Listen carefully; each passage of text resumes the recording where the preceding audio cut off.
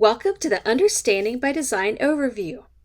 The UbD framework was developed by Wiggins and McTighe.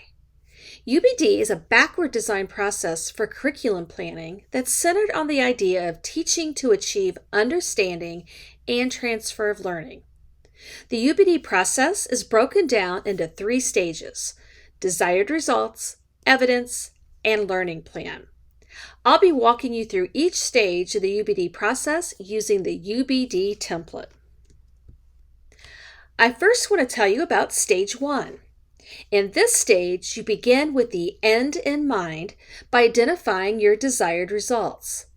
This is where you clarify what you want students to be able to understand and do at the end of the unit. So in the first section of the Stage 1 UbD template, you share some simple information about your course and unit. This is just where you tell a little bit about the course, such as the course name, where it's going to be taught, and the course materials. In the course design section, you're going to check off why you're developing this course, your time frame to teach it, and your level of expertise. The next template section is the unit summary. Here's where you give an overview of your unit and then write your big idea. Now, developing a big idea, it's a really important part of the UbD process. Big ideas are unifying concepts that really drive the course. Think of it like a big umbrella that all the other parts fit underneath. Every part of the unit should fall under this umbrella and align to this big idea. Let's move to the professional organization for content section. This section is where you provide information about what professional organization you're going to get your standards or competencies from that you align to your unit goals. Now, it's important to ground your unit in competencies developed by a reputable organization because it gives your unit credibility.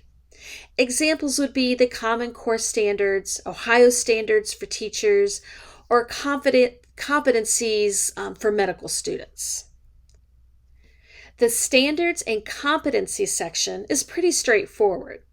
You simply list the standard and code for each competency from the professional organization you listed above that your unit will address. Most of these have some sort of numeric code you can use in the code column. Sometimes they don't, and you have to number them on your own, but usually this is provided for you.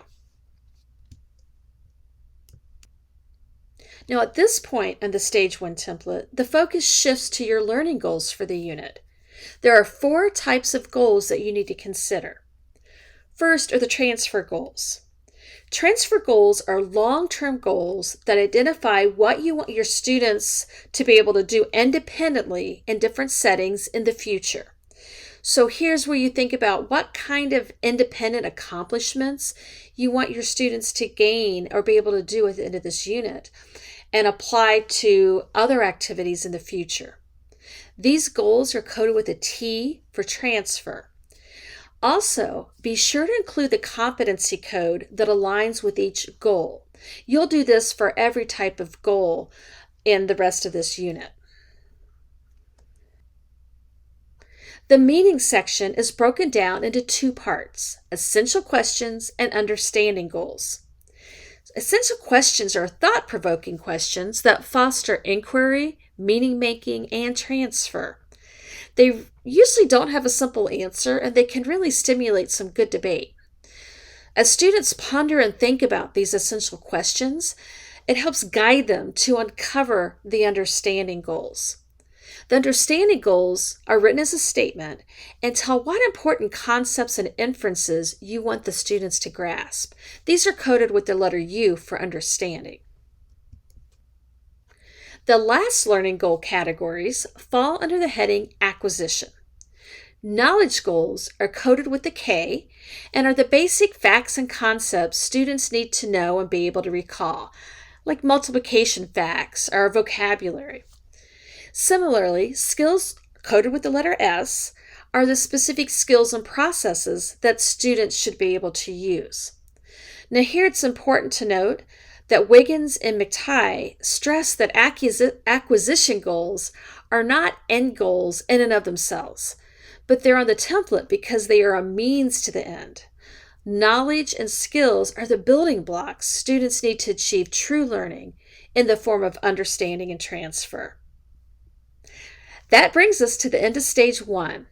Hopefully, this overview helps you to begin with the end in mind as you begin to plan your own UbD unit.